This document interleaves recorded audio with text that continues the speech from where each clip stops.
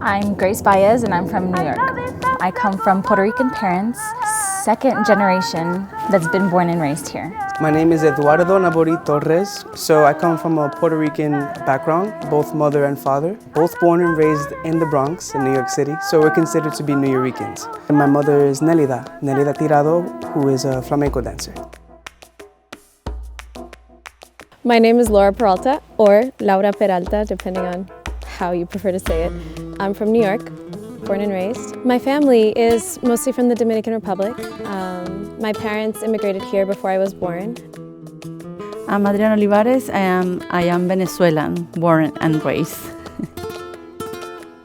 My name is Dorren Smith, and I'm from New York. My heritage is Boricua and Aniunwia, which is the indigenous name for Cherokee Nation. My name is Nelida Tirado. I am from New York. I was born in New York City. My family's from Puerto Rico, and I was born in New York City. Dime Quien Soy is my lived and personal experience as a traditional flamenco artist. It's me moving unapologetically, fully embodying all the layers that make me who I am. These layers, though they're separate, are intertwined and intersect in all of our bodies, the music and in history, and they serve as fuel and inspiration for us. The dancers and myself represent diverse dance and cultural traditions that inform our approach to flamenco. Flamenco and all of the forms referenced in the work are specific and have been created due to globalization, colonization, and the mixing of cultures. I felt it was really important to amplify this. Interactions with family, experiences at home, the street, politics, etc. all inform what flamenco culture is. This appears in the dance and is literally referenced in the music.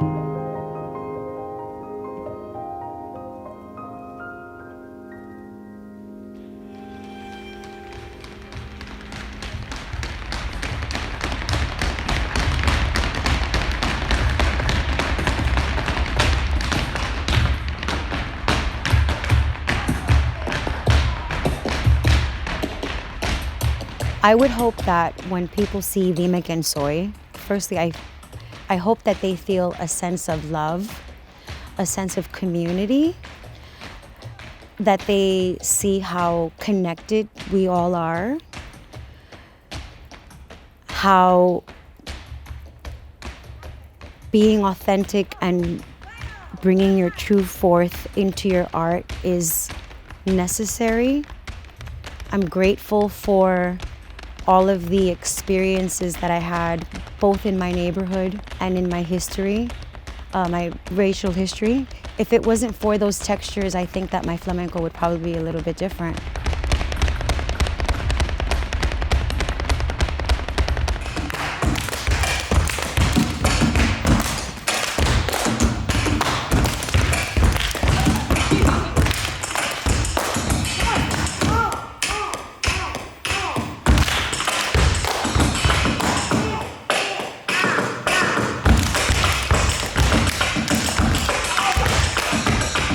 Flamenco to me is what really opened my eyes when it comes to the arte, the art.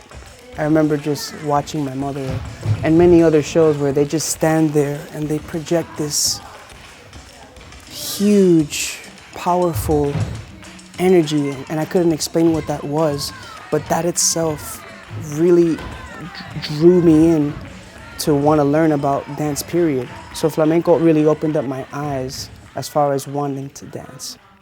We all, again, we have the same root without even realizing it. We take things from other dances and other cultures and blend it into this project, which is, again, why I love it. This is not limited to, I would say, a particular dance. You know, this is very limitless. It's all about the story of human suffering all into happiness and joy, and how we can find that with each other. So, my teacher, Judy Quintero, said the Latin woman is prepared to dance flamenco. Yeah, always. Is born to do it, and because it has in the DNA. I don't know. It's something that we have, like we bring more something different to that. Flamenco has helped me find my flamenca in me. I'm able to have my own personal style with it. Being here has really made me embrace the nature inside of me and in my dancing. I always go back to comforting, but that's just what it is. It's so comforting to be able to feel free. I'm taking more risks, which I think is the first steps into feeling more grounded in flamenco. So hopefully in a few more years, I will really feel that sense of being grounded in flamenco, which is so essential to the art form. Look at me, at Jacob's Pillow with Nelly. Who would have thought? Everything that I'm learning from Nelly is allowing me to harness more of what comes through me. Sometimes I just do a movement because I feel like it has to be done, and then I learn about the meaning later, and it's more of a confirmation of what I already felt internally. And I notice it throughout the world, and I notice the relations and connections of different cultures and groups. This actually was an idea that I had from years ago. Before I ran it by anyone, I ran it by my son, and I ran it by the composer. His name is Gonzalo Grau, and he's Venezuelan, like Adriana, and he totally got me. He understood. We were on a Zoom call the other day with the guitarist as well, and the guitarist is Andres Vadim. Again, when I explained the vision behind this, and he heard some of the music that was done, he totally got it, because he is also a really amazing flamenco guitarist, but he also has all of these other textures that he just kind of like can go with because of who he is, because of the same reasons. He's Cuban. And it's been a really amazing collaboration with the both of them.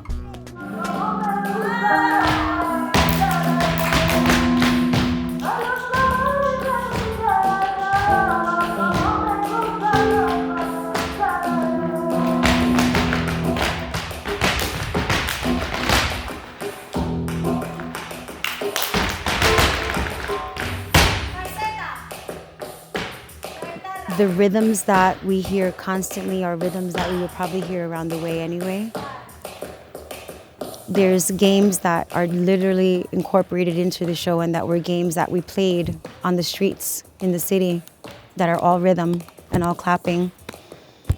And if we look back into history and we start to really, where did this stuff come from? Where did these things come from? There's such, it goes back so far. Like I was just reading something on Pat and Juba and how they used these movements, the movements the slaves did. It's a lot of research that should be done, but we are so deeply, deeply, deeply connected to one another, and we carry all of those experiences without us realizing it into our art, and all we can be and all we should be is authentic. Because through that authenticity, you bring so much of your personal essence and color.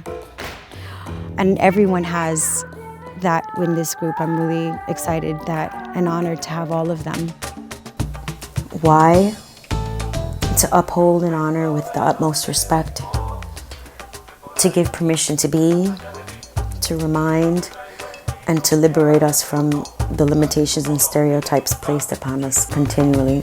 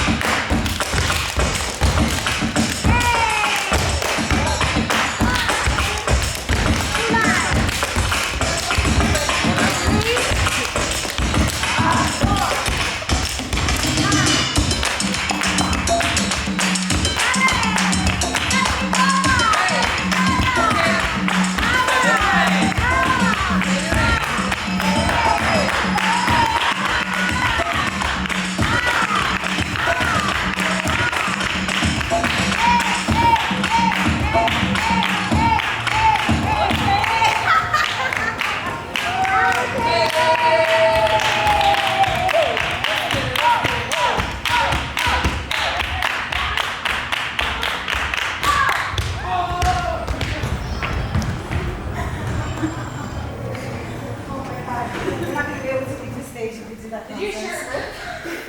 It's been ripped. Really? He went hard. It was ripped from earlier.